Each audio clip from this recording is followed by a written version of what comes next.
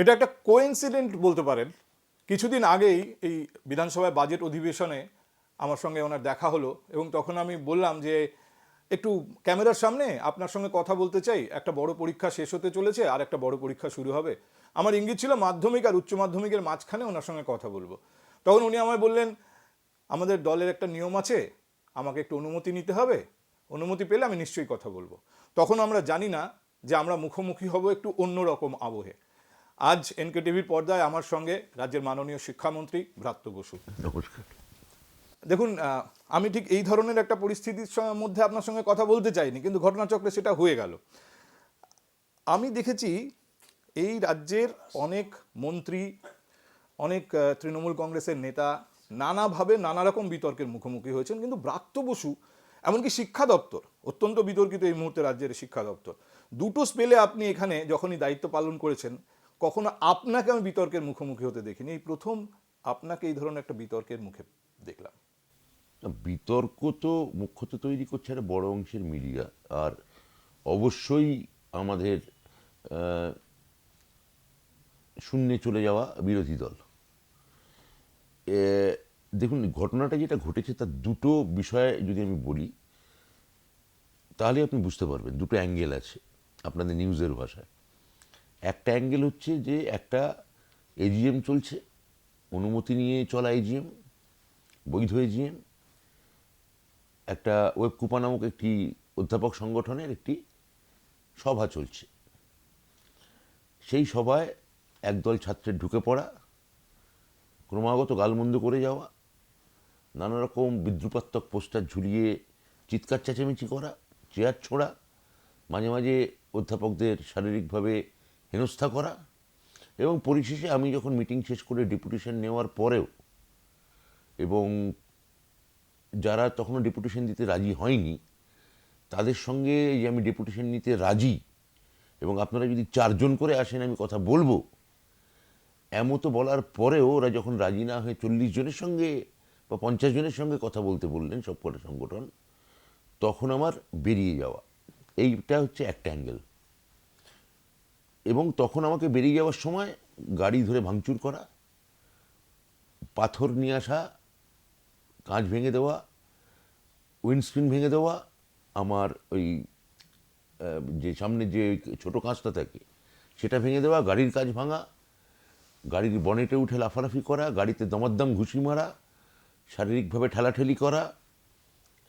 এইটা হচ্ছে একটা স্তর, মানে একটা লেভেল।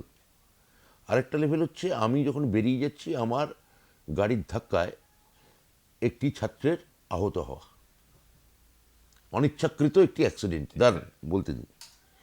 দুটো স্তর। আমার বক্তব্য হচ্ছে, আপনার যে প্রশ্ন সেটা হচ্ছে, আমার যারা যারা আমাদের পক্ষে কথা বলছেন তারা প্রথম স্তরটাকে বড় করে দেখছেন, যারা আমার বিপক্ষে কথা বলতে চাইছেন দ্বিতীয় স্তরটাকে বড় করে তুলতে চাইছেন। এবার মানুষের উপর ছেড়ে দেওয়া উচিত তারা কোন স্তর বড় করে দেখতে চান। এক্স্যাক্টলি। আমি আমি আপনাকে বলি, আম, রাজ্যের প্রাক্তন মুখ্যমন্ত্রী বুদ্ধদেব ভট্টাচার্যের কাকা সুকান্ত ভট্টাচার্য, তার একটা কবিতা আছে, বলতে পারেন বড় মানুষ মোটর কেন চড়বে, গরিব কেন সেই মোটরের তলায় চাপা পড়বে। অ্যাঙ্গেলটা এমন দেওয়া হচ্ছে যে বড় মানুষের মোটরের নিচে গরিব নয়, শিক্ষামন্ত্রীর মোটরের নিচে ছাত্র। না, এটা তো একটা সিপিএমের এবং সিপিএমের দলীয় মুখপত্র তৈরি করা একটা কুৎসামূলক একটা ফেক খবর, এআই দিয়ে তৈরি করে বানানো একটা ছবি ছাপানো, যেটা প্রায় সমস্ত প্রথম শ্রেণীর মিডিয়া মেনে নিয়েছে। আমাদের আইটি সেলের দেবাংশু ভট্টাচার্য সে ফ্রেম ফ্রেম ধরে দেখিয়েছে যে ওই ছবিটা গাড়ির তলায় কেউ যায়নি, গাড়ির ধাক্কায় একটি ছাত্র, সেই ছাত্রটি আবার গাড়ির বনেটের উপরে উঠে বা গাড়িটাকে ঠেলা দিয়ে সে আটকাচ্ছিল। গাড়িটি যখন বেরিয়ে যাচ্ছে তখন তার ধাক্কা সে সাইডে পড়ে। এইটা আরেকটা দিক। কারণ আমার বক্তব্য হচ্ছে, ভাই তুমি আমার গাড়িতে আসছো কেন? আক্রান্ত কে? আক্রান্ত তো প্রথমত আমি। যে আমায় আক্রমণ করতে এলো তার আহত হওয়া, আর তার আগে তো আমি আহত হয়েছি, আমি আক্রান্ত হয়েছি। তাহলে আমার কি আত্মরক্ষার অধিকার নেই? আর ওটা সম্পূর্ণ একটা অনিচ্ছাকৃত একটা ঘটনা, তার জন্য আমি দুঃখিত। কিন্তু এতজন অধ্যাপককে ধরে পেটানো, এই সিপিএম বা এসএফআই তার কোনো একটা দুঃখ প্রকাশ করতে দেখেছেন? ওমপ্রকাশ মিশ্র মনোজিৎ মণ্ডল, সেলিমবক্স মণ্ডল, প্রদীপ্ত মুখার্জি, চন্দনা দাস, সত্যজিৎ, আমাদের বাঁকুড়ার, আমি ওর পদবিটা ভুলে যাচ্ছি, অসীম মণ্ডল, এদের সবাইকে ধরে শারীরিকভাবে পেটানো হয়েছে। তাহলে সেগুলো সব গৌণ। আচ্ছা, একটা জিনিস আপনাকে আমি একটু প্রথমে জিজ্ঞাসা করে নিই, ওয়েব কুপার এই কর্মসূচি তো ঘোষিত ছিল, ঘোষিত এবং অনুমতি নেওয়া। পুলিশ আপনাদের কোনো রকম ইঙ্গিত দেয়নি যে ওখানে কোনো অপ্রীতিকর ঘটনা ঘটতে পারে বা এই ধরনের কিছু ঘটনার চেষ্টা হতে পারে, ঘটানোর চেষ্টা হতে আমাকে পারে? পুলিশ বলেনি, আমাকে পুলিশের সঙ্গে আমার কোনো কথাই হয়নি, আমিও পুলিশকে কোনো ফোন করিনি। মানে আগে থেকে লোকাল যাদবপুর থানায় ফোন করব, হ্যাঁ ওখানে কিছু হবে কি না, আমি হবে কেন, আমি এটা অ্যাপ্রিহেন্ড করব কেন? আপনার দিক থেকে আপনি ঠিক যে আপনি কেন অ্যাপ্রিহেন্ড করবেন, কিন্তু পুলিশের একটা ভূমিকা থাকে, বিশেষ করে পুলিশের এসবি বা স্পেশাল ব্রাঞ্চের একটা ভূমিকা থাকে, তারা সাধারণভাবে কোথাও কোনো রকম অপ্রীতিকর ঘটনা তৈরি হতে পারে কি না সে ব্যাপারেও খোঁজ খবর রাখে। আর এখানে তো রাজ্যের শিক্ষামন্ত্রী তিনি যাচ্ছেন, তার সিকিউরিটি ন্যাচারালি, তার প্রোটোকল অন্যরকম। এখন স্পেশাল ব্রাঞ্চ আমার সঙ্গে যোগাযোগ করেনি, কেউই পুলিশের সঙ্গে আমার কথা হয়নি। আমার নিজে থেকে পুলিশের সঙ্গে আমি গেলে কোনো অপ্রীতিকর ঘটনা ঘটতে পারে কি না এই ধরনের কোনো অনুমান বা আগাম কোনো আমি আন্দাজও করতে চাইনি। আমি আমার রাজ্যের বিশ্ববিদ্যালয়ে যাব, ৩,৫০০ অধ্যাপক, এটাকে পুলিশের ব্যর্থতা বলে চিহ্নিত করেছেন সৌগত রায়। ৩,৫০০ অধ্যাপক সেখানে যাবেন, আমি সেখানে যাব, সেখানে আমার এটা নর্মাল, এটাই তো। আপনি কি আমার এই বাড়িতে যখন এলেন, এইখানে যখন আপনি এখানে বেরোবেন, তো এখানে যদি আপনাকে কেউ তাড়া করবে বা ধাওয়া করে, সেটা অনুমান করে কি আপনি আগে থেকে মানে পুলিশকে জানিয়ে আমার বাড়ি এসছেন, লোকাল থানায় ফোন করে এসছেন আমার বাড়ি? আমি একজন সাধারণ মানুষ, কিন্তু আপনি রাজ্যের শিক্ষামন্ত্রী। আমি তাতে কি, আমি যেখানে আমি আপনাকে বলছি যে এর আগে, তার আগের হপ্তায় ওয়েব কুপার স্টেট কমিটি মিটিং হয়েছে, তার আগের হপ্তায় ডিস্ট্রিক্ট যে নতুন প্রেসিডেন্ট, নবগঠিত ডিস্ট্রিক্ট প্রেসিডেন্টদের যে কমিটি, তাদের সঙ্গে বৈঠক হয়েছে। তো তার আগে গৌড়বঙ্গ বিশ্ববিদ্যালয়ে আমরা একটা বড় কনভেনশন করেছি, তো সেখানে তো এইসব কিছু হচ্ছে না। আমি যাদবপুরের ক্ষেত্রে আপনি আমায় বলছেন আগে, তার মানে আপনি ধরে নিচ্ছেন যে যাদবপুর বিশ্ববিদ্যালয়ে যেতে গেলে আগে থেকে পুলিশকে জানিয়ে। না, পুলিশের ভূমিকা নিয়ে আমি প্রশ্ন করছি যে পুলিশের এই ব্যাপারে অ্যাপ্রিহেন্ড করা উচিত ছিল কিনা, যেহেতু এর আগে বাবুল সুপ্রিয়র মতো ঘটনা ঘটেছে ওখানে। পুলিশের কি অ্যাপ্রিহেন্ড করা উচিত ছিল সেটা আমি বলতে পারি না, আপনি পুলিশ মানে আমি সেটাই বলছি যে সৌগতবাবু এটাকে পুলিশের ব্যর্থতাই বলেছেন। আমি আরেকটা জিনিস আপনার কাছে জানতে চাই, আপনি মাননীয় উপাচার্য অসুস্থ হয়ে পড়ায় হাসপাতালে গিয়েছিলেন, আপনি যে ছাত্রটি আপনার গাড়ির ধাক্কায় আহত হয়েছে তার বাবা মাকে ফোন করে দুঃখ প্রকাশ করেছেন, কিন্তু তাকে দেখতে যাননি। না, আমার কথা হচ্ছে যে আমাকে আমি যখন হাসপাতালে গেলাম, বা আমার অধ্যাপকদের যারা যারা ভর্তি, উপাচার্যকেও কে দেখতে গেলেন, এটা পরিষ্কার তো বোঝা যাচ্ছে দুটো পক্ষ। কিন্তু তার মধ্যেও আমার মনে হয়েছে যে ওই আহত ছেলেটির মা বাবার সঙ্গে আমার কথা বলার দরকার। আমি নিজে থেকে স্বতঃপ্রণোদিত, আমায় কেউ বলেনি, আমি ফোন করেছি। আমি হয়তো ছেলেটি যদি বাড়িতে আসে এবং তখন যদি ওর বাবা মা চান, আমি ছেলেটির সঙ্গে হয়তো দেখা করব, সেটা আমি এখন আগে থেকে বলতে চাই না। কবে করব, কি বৃত্তান্ত, এগুলো আমি বলতে চাই না। কিন্তু কথা হচ্ছে যে আমরা বারবার যাব, আমরা ভদ্রতার হাত বাড়াবো, আমরা সৌজন্যের হাত বাড়াবো, আর তুমি আমার হাতে তুতু ফেলবে, সেটাও তো বারবার হতে পারে না। আমি আপনাকে হাত বাড়ালাম করমর্দনের জন্যে, আপনি সে হাতে একটা থুতু ফেললেন, এতে আপনার মানসিক রুচি বিকার, বা আপনি কোন রেজিমেন্টেড পার্টির গঠনের মধ্যে দিয়ে বড় হচ্ছেন, কোন পিঞ্জরাপোলে আপনি বড় হচ্ছেন, কোন পারিবারিক সংস্কৃতি থেকে আসছেন, সেইটা হয়তো নির্দিষ্ট হয়, তার বেশি কিছু হয় না। কিন্তু আমি বলতে বাধ্য হচ্ছি যে গোটা ঘটনায় অদ্ভুতভাবে ডিফেন্সিভ আমি বলবো না, আপনি আপনি অনেক বেশি ক্ষমাশীল। আপনি বারবার বলেছেন এখানে পুলিশের দরকার নেই, মানে যখন গোলমাল চলছে উপাচার্য আপনাকে নাকি বলেছিলেন যে আমি পুলিশ ডাকছি, আপনি বারণ করেছেন, এবং তারপরে এফআইআর আপনি নাকি ওয়েবকুপাকেও এফআইআর করতে বারণ করেছিলেন। ওয়েবকুপাকে এফআইআর মানে ওই ছেলেটির নামে, আমি যে ঘটনা যা হয়েছে তা অবশ্যই আমাকে ওরা ফোন করে জিজ্ঞেস করে, যে আপনি কি এফআইআর করবেন আমার সংগঠন থেকে। তাহলে আমি এখন এফআইআর করবো না, আমি হাসপাতালে এসেছি। তখন আমি জানি না যে ছেলেটি কী আহত, কতটা আহত।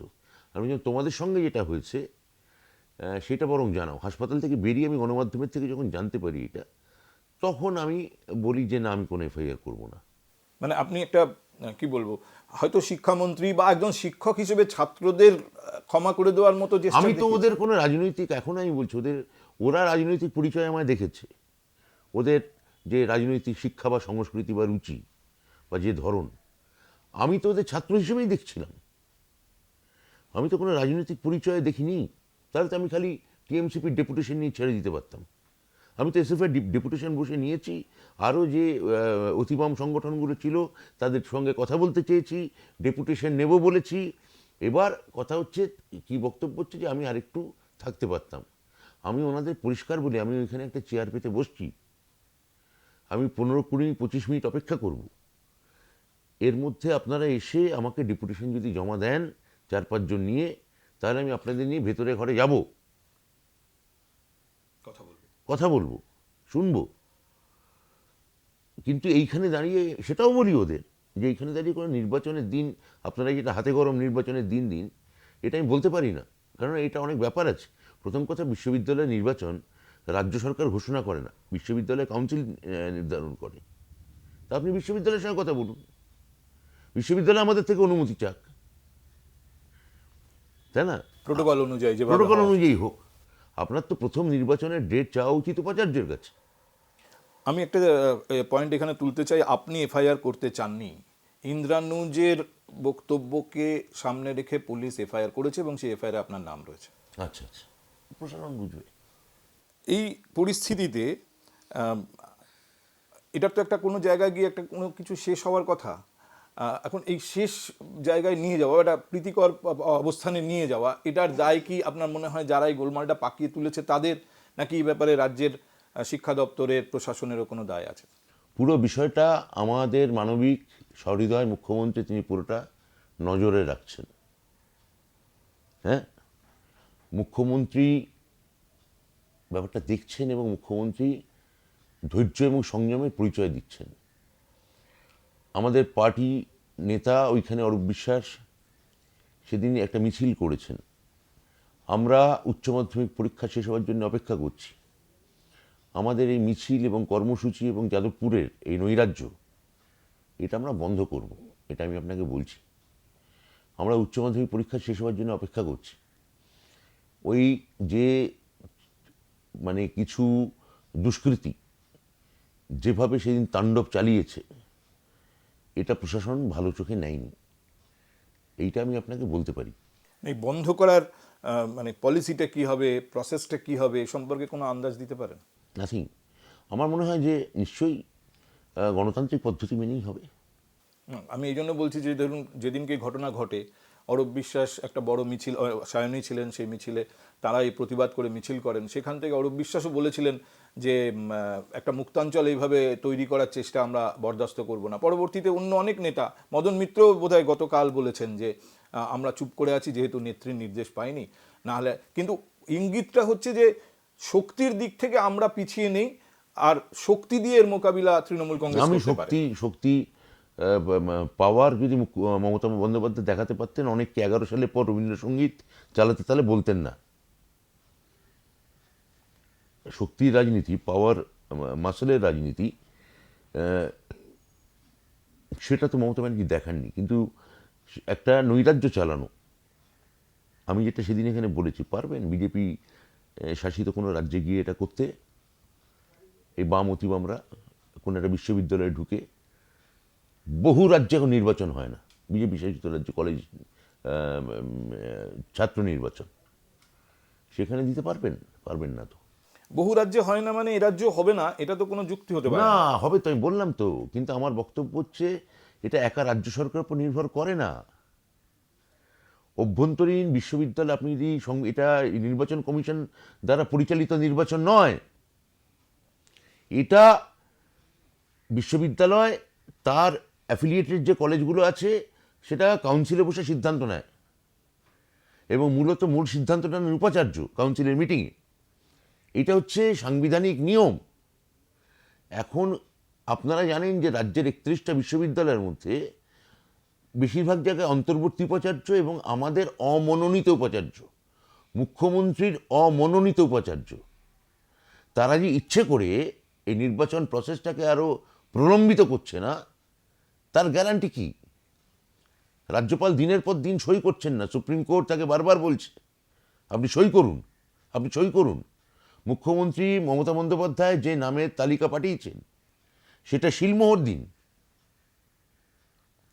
মানে আপনার কথা থেকে আমি যেটুকু আন্দাজ করতে পারছি, আপনি বলতে চাইছেন যে রাজ্য সরকারের, রাজ্য প্রশাসনের সম্পূর্ণ এবার ইচ্ছা এবার আছে উপাচার্য নির্বাচন করার। উপাচার্য চাইলে, মানে সেই বিশ্ববিদ্যালয় চাইলে, সেই কাউন্সিল চাইলে রাজ্য সরকার অনুমতি দেবে কি দেবে না, তখন আমি মুখ্যমন্ত্রীর সঙ্গে কথা বলবো। আচ্ছা, এটা তো ওদের অভ্যন্তরীণ ব্যাপার, নির্বাচন। নির্বাচন ঘোষণার আগে এই উপাচার্য সংক্রান্ত বিতর্কের অবসান হওয়াটা জরুরি। সেটা হওয়াটা অনেক বেশি জরুরি। আসলে উপাচার্য বিশ্ববিদ্যালয় চালান, উপাচার্য বিতর্কের অবসান না হলে বিশ্ববিদ্যালয়ের সচলভাবে থাকা বা নির্দিষ্ট গতিতে এগোনো এমনি রুদ্ধ হয়ে যায়। এই বিতর্ক তো চলছেই, কিন্তু আপনার বক্তব্য থেকে আমি বুঝতে পারছি যে এই বিতর্কের অবসান হওয়ার আগে বিশ্ববিদ্যালয় বা কলেজ নির্বাচন নিয়ে কথা হওয়ার সম্ভাবনা তাহলে কম। আমার মনে হচ্ছে যে নির্বাচন মুখ্যমন্ত্রী সঙ্গে কথা বলে একটা তারিখ হতে পারে, কোর্ট ঠিক করে দিতে পারে, কিন্তু মূল দায়টা বর্তায় বিশ্ববিদ্যালয়ের অভ্যন্তরীণ কাউন্সিলের ওপর। সেটা তারা আমাদের সঙ্গে কথা বলতে পারেন, উপাচার্য কথা বলতে পারেন। বুঝতে পেরেছেন? এখন অবধি রাজ্যপালের যারা মনোনীত উপাচার্য তাদের কেউ তো বসে, তারা হয়তো নির্বাচন মানেই জানেন না, কেউ হয়তো অবসরপ্রাপ্ত বিচারপতি, সেই কেউ অন্য রাজ্য থেকে এসছেন, বিশ্ববিদ্যালয়ের প্রশাসন সম্পর্কে তাদের ধারণা। তাদের ধারণাই নেই কোনো। এখন এই পরিস্থিতিতে আপনি বলছেন যে আপনারা দলগতভাবে, এটা আপনার আপনি একজন তৃণমূল কংগ্রেসের দলগত ইচ্ছে বোধহয় আমার মনে হলো, বা দলগত সিদ্ধান্ত, যে উচ্চ মাধ্যমিক পরীক্ষা শেষ হওয়ার পরে আপনারা ব্যবস্থা নেবেন। তা সেই ব্যবস্থার ফলে কি যাদবপুর আরও বেশি উত্তপ্ত হয়ে ওঠার সম্ভাবনা কিছু থেকে যাচ্ছে না? সেটাকে সেফগার্ড করবে প্রশাসনই? না, এখন উচ্চ মাধ্যমিক পরীক্ষা হোক বা না হোক, যাদবপুরে মাঝে মাঝেই গ্রাম থেকে আসা ছেলেদের ওরা উপরের থেকে ধাক্কা মেরে ফেলে দিতে ভালোবাসে এই বামেরা, এবং তারা যাতে মরে যায়। কখন নদিয়া থেকে আসছে সে তার পাকা বন্দোবস্ত করে, কখনো নদিয়া থেকে আসা ছেলে, কখনো বর্ধমান থেকে আসা ছেলে, কখনো উত্তরবঙ্গ থেকে আসা কোনো ছেলে, তাদের তো মৃত্যুর ব্যবস্থা মাঝে মাঝেই তারা করে, তারা যাতে মরে যেতে পারে। উপাচার্য হত্যার ইতিহাস এই বিশ্ববিদ্যালয়ের সঙ্গে জড়িয়ে আছে। একই সঙ্গে বিশ্ববিদ্যালয়ের সঙ্গে অত্যন্ত কৃতিত্বের এবং কৃতির জায়গা জড়িয়ে আছে। তার সঙ্গে এই ছাত্রদের কোনো অন্তত সম্পর্ক নেই। ওই যে সেকশনটা যারা সত্যিই পড়াশোনা করতে চায়, যারা এমনকি বাম, অতিবাম, তৃণমূল ছাত্র পরিষদ কোনো সংগঠন করতে চায় না, যারা শুধু পড়াশোনাটাই করতে চায়, আমার তাদের জন্য বলবো যে উত্তাপের কথা আপনি বলছেন, সে উত্তাপ তাদের দিকে তাকিয়ে সেই উত্তাপের বহর কতটা কমানো যায়, মুক্তাঞ্চল করার চেষ্টা কতটা কমানো যায়। একটা ইউনিভার্সিটিতে সিসিটিভি লাগাতে দেবে না কেন, সেই নিয়ে আন্দোলন হচ্ছে, উপাচার্য করে ঘেরাও করে দিচ্ছে উপাচার্যকে দিনের পর দিন। ইউনিভার্সিটি চত্বরে কোথাও সিসিটিভি লাগানো যাবে না। পার্টিকুলার কতগুলো জায়গা ওরা বলতে পারে অমুক মাঠে আমি লাগাতে দেবো না, কিন্তু গোটা বিশ্ববিদ্যালয়ের চত্বরে আমি লাগাতে দেবো না। এটা কি ধরনের? এটা মানে সুপ্রিম কোর্টের আইন অনুযায়ী বিশ্ববিদ্যালয়ের যে কোনো জায়গায় সিসিটিভি বসানো যেতে পারে, সেই রায় আছে। তারপরেও এই ধরনের ঘটনা ঘটছে। ওয়েবকুপা পরবর্তীতে আবার যাদবপুরে নিশ্চয়ই যাবে করবে। ওয়েবকুপার অধ্যাপকদের ওখানে ধরে ধরে হুমকি দেওয়া হচ্ছে। সিপিএমের যে স্বভাব, দোপানাপিত বয়কট করানোর মতো, ক্লাস বয়কট করো ওই অধ্যাপকদের, সেই স্লোগান তোলা হচ্ছে। হ্যাঁ, কিন্তু আমাদের অধ্যাপকরা ওখানে মাথা উঁচু করে ঘুরবেন। অধ্যাপকদের গায়ে এর আগে নিগ্রহ করেছেন, আবার যদি নিগ্রহ করেন তখন আমরা দেখব, কিন্তু ওয়েবকুপা আবার যাবে। আপনি আমাকে যে সময়টুকু বরাদ্দ করেছেন, আমি দেখছিলাম মিনিট দুয়েক বাকি আছে। আমি দুটো রাজনৈতিক প্রশ্ন করতে চাই, শিক্ষামন্ত্রী হিসেবে নয়, আপনাকে রাজনৈতিক নেতা হিসেবে। এক হচ্ছে বামেদের ভূমিকা, আপনি অতি বামদের সমালোচনা করছেন। বাম অতিবাম দুটোই বলেছি, বামেদের ভূমিকা বেশি বলছি।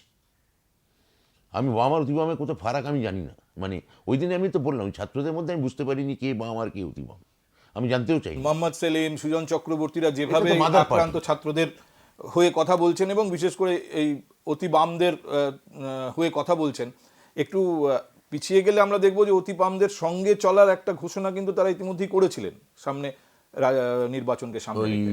ব্যারাকপুর নির্বাচন, নৈহাটি উপনির্বাচন, ওই ওই ইঙ্গিতটা হচ্ছে স্পষ্ট, যেটা 26 অবধি চলবে। হ্যাঁ। কাজেই সেদিক থেকে বিষয়টা খুব আনএক্সপেক্টেড নয় বোধহয়। মানে এই বিষয়ে সরাসরি অতি বামের পাশে বামেদের উপাচার্য দাঁড়ানো? ভাস্কর গুপ্ত আমি যতদূর জানি তিনি লিবারেশন করতেন, আইপিএফ এর মিটিংয়েও তাকে দেখা গেছে, নন্দীগ্রাম সিঙ্গুর আন্দোলনের সময় ওতপ্রোতভাবে যুক্ত। আর যে আহত ছাত্রটি সে এসএফআই বা তাদের এসএফআই বা সিপিএম সম্পর্কে তাদের মূল্যায়ন কি অ্যাকচুয়ালি ফেসবুক পোস্টে ছত্রে ছত্রে আছে, এবং এটা ওর ব্যক্তিগত অভিমত নয়, এটাও দলীয় রাজনৈতিক অভিমত। তবু ওই কোথাও যদি একটা আগাছা যদি পাকড়ে দেওয়া যায় জলে ডোবার সময়, একটা খড়কুটো যদি আঁকড়ে ধরা যায়, সিপিএম সেই চেষ্টা চালাচ্ছে। আর বিজেপি নিয়ে জানতে চাই, বিজেপির আমার ব্যক্তিগত বিশ্লেষণ হচ্ছে বিজেপি এমন একটা ঘটনার পর একটু মানে কি বলবো ফোকাস থেকে সরে যাওয়ার মতো অবস্থা হয়েছে ওদের। একেবারেই না, বিজেপি যথেষ্ট ফোকাসে আছে, এবং বিজেপির আমার যেগুলো মনে হয়েছে যে এটা ওরা মনে করছে যে এটা জেএনইউর মতো একটা ট্রিটমেন্ট রাজ্য সরকারের করা উচিত। হ্যাঁ, জেএনইউতে যেমন সেই যে ট্রিটমেন্ট রাত্রিবেলা ঢুকে কারা যেন করেছিল, সেটা আমাদের পার্টিগত অনুমোদন আমাদের সেটা হবে বলে তৃণমূল কংগ্রেস আমি সেই জানি রাস্তায় না, হাঁটবে। আমি জানি না, আই ডোন্ট নো। কিন্তু একটা কিছু হবে এবং সেটা উচ্চ মাধ্যমিক পরীক্ষা শেষ হওয়ার পরে। উচ্চ পরীক্ষা শেষ হোক, আমরা আগে চাইবো যে শান্তিতে, আমাদের আজকেও পরীক্ষা চলছে, অর্থনীতি ইকোনমিক্স পরীক্ষা পেপার চলছে, আমি তো বললাম কথা বলতে হবে এখনই, কোথাও কোনো অপ্রীতিকর ঘটনা নেই, সুন্দর পরীক্ষা হচ্ছে, পরীক্ষাটাও হতে দিন। অনেক ধন্যবাদ আপনাকে আমাদের সময় দেওয়ার জন্য। আমরা কথা বলছিলাম রাজ্যের মাননীয় শিক্ষামন্ত্রী ব্রাত্য বসুর সঙ্গে। আপনারা দেখছেন এনকেটিভি বাংলা।